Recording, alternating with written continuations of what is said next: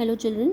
Today in class 9th ICSE we are going to study chapter number 28, distance formula. That is to find the distance between two given points on a Cartesian plane. That means two ordered pairs. Suppose the ordered pairs are x1 y1 and the second is x2 y2. So we are going to find the distance between two ordered pairs. Formula to find distance: let this point be A and let this point be B.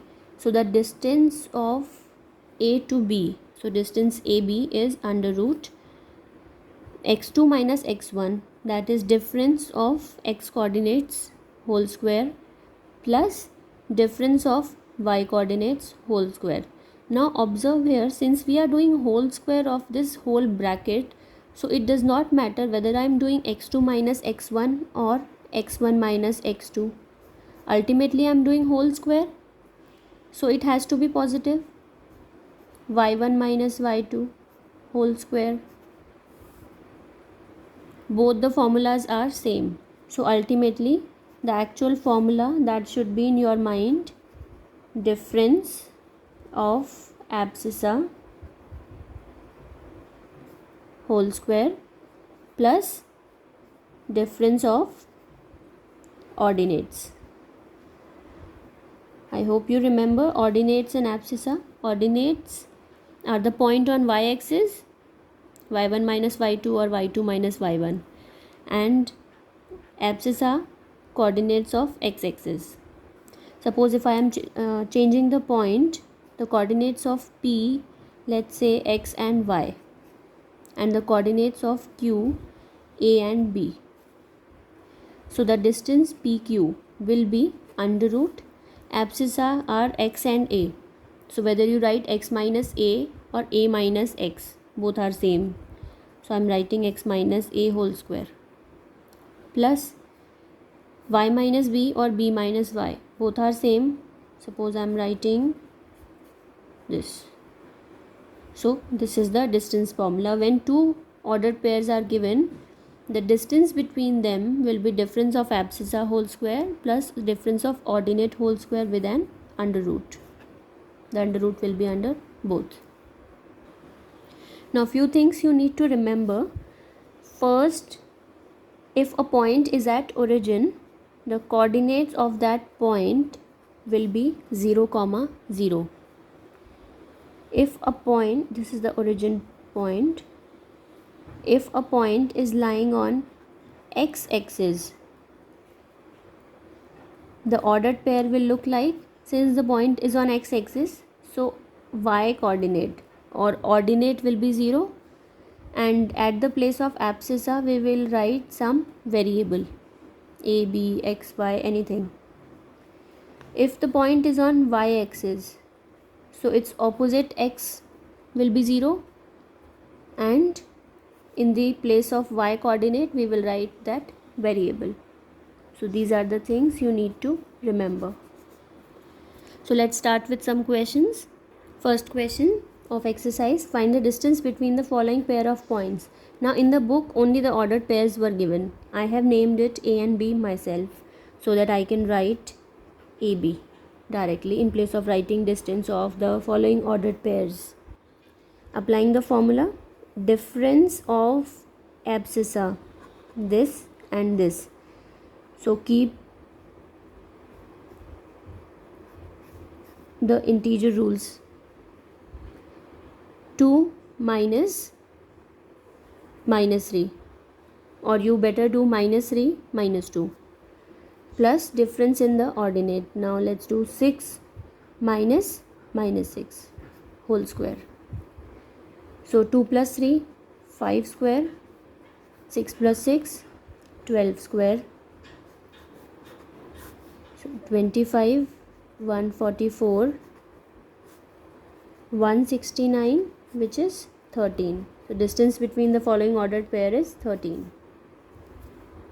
Next question: find the distance between the origin and the point 8 minus 15.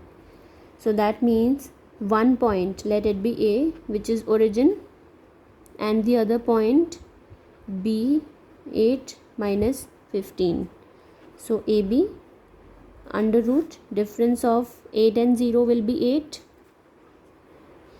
Difference of minus 15 and 0 will be minus 15 minus 0, whether I write or not won't make any change. 64 minus 15 square will be plus 225, which is 289, and this is the square root of 17. Next question 4 from the exercise. Find the coordinates of the point on x-axis. Since the point is lying on x-axis, that means the point ordered pair will be a comma 0. And the other point they have given is this. They are saying find the coordinates of the point which are at a distance of 17 units from this point. That means distance of AB is 17. So we will apply distance formula to find actual distance. Difference of abscissa 11 minus a, or a minus 11, plus difference of ordinate minus 8 minus 0 equal to 17. Now to remove this under root, I will do squaring both sides. So I am left with minus 8 whole square equals to 17 square. This is 289, and here I need to open identity expansion. A square plus b square minus 2ab, 22a, 2 into 11 into minus a, plus 64. Now standard quadratic equation, if you remember, factorization. A square minus 22a plus 121 plus 64 and 289 I am shifting here equals to 0. These all three are constant terms, so I will solve them and will get minus 104. Now quadratic equation, we need to do middle term splitting. That means here the product should be product of first and third. 1 into this minus 104 should be the product, and sum should be minus 22. Since this is a big number, I need to factorize 104 to check how many factors and to make combinations. 5, 2, 26, 13, 13, 1. 2 into 2, 4 into 2, 8. 8 and 13. The sum is not 22. 13 and 8. No. Let's try 13 into 2, 26 and 4. 26 and 4, I can get 22. Perfect. So middle term I am splitting as minus 26a plus 4a. Now onwards you are going to use factorization and simultaneous solving of equation. So please prepare those topics. Now before proceeding further, let us check whether we have put correct signs or not. Minus 26 plus 4 will be minus 22. Correct? And the product will be negative 104. Perfect. Now grouping of first two terms and last two terms. A common, a minus 26, and here 4 common, a minus 26, 0. A plus 4, a minus 26. Now common sense, product of two expressions 0 implies either one of them will be 0 or both. Otherwise this case is not possible. So either this is 0 or this is 0 or both. So from this I am getting a equals to minus 4, and from this I am getting a equals to 26. Now do not end up here. The task was to find the coordinates of that point. This I need to find. a comma 0, and I am done with a. So whether the point will be minus 4 comma 0 or 26 comma 0, both are the answers. I hope the procedure is clear.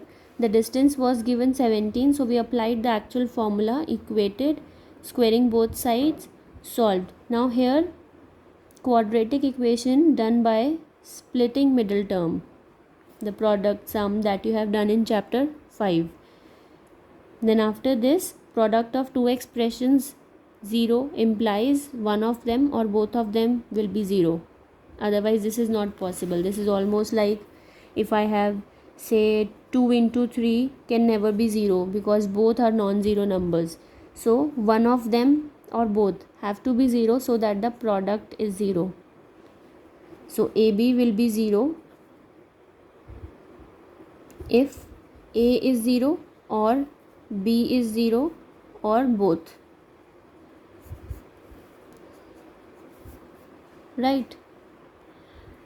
Next question. Find a point on the y-axis. So first of all, the point on y-axis will be 0 comma a. Then we have a point Q. The name I am giving myself, R. These 3 points are given. Let's read again. Find a point on the y-axis which is equidistant from the points. Equidistant means distance of P to Q will be same as distance of P to R. So this means PQ is same as PR. Applying distance formula both sides, PQ.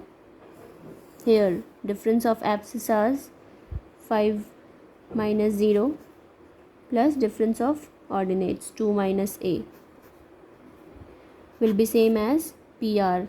These two, difference of abscissas minus 4 minus 0 and difference of ordinates 3 minus a. So since both are having roots, so roots can be ignored or we can do squaring both sides to cut the root. Then we are left with 5 minus 0 is 5 square, 25, and 2 minus a square. This is 16, 3 minus a square. When we will simplify this, 25 plus identity a square plus b square minus 2ab. Same identity here, a square plus b square plus 2ab. So a square cancel. So right now I have 29 minus 4a on LHS and 25 minus 6a on RHS, which says minus 4a plus 6a. 6a shifted here and 29 I am shifting here. So from plus to minus. This is plus 2a and this is minus 4. A is minus 4 by 2 minus 2. So the point P will be 0 comma minus 2. This is the answer. Question number 11. Show that the points P, Q and R with the given ordered pairs are the vertices of isosceles triangle. If you remember, isosceles triangle is the triangle whose two sides are equal in length.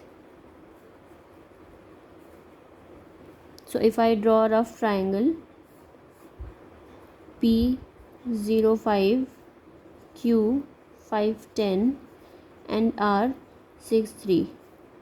So we are going to find the distance between PQ, that means the length of PQ, distance of PR, length of PR, distance between Q and R.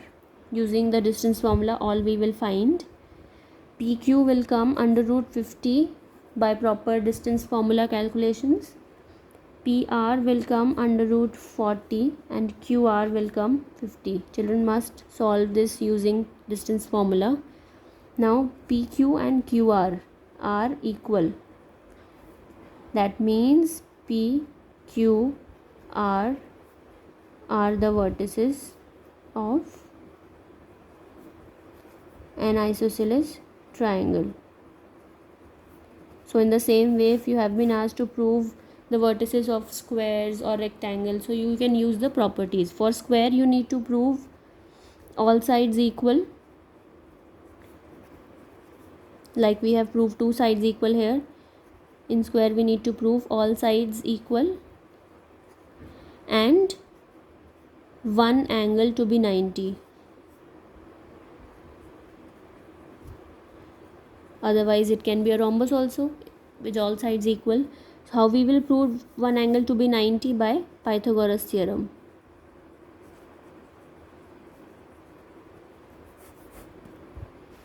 Right, suppose if this is a square with the given coordinates a, b, c, d, whichever coordinates are there. First we will find the distance of AB, distance of BC, CD, DA. All will be same, then we can say all the sides are equal. First point done. To prove any angle to be 90, let's prove this angle to be 90. I will create a diagonal. I will find the length of BD and somehow I will put AB square plus AD square and I will find BD square. If they both are equal, that means one angle has to be 90 because Pythagoras theorem is fulfilling here. I hope I made this point clear. Last question from my side. The vertices of a triangle are given.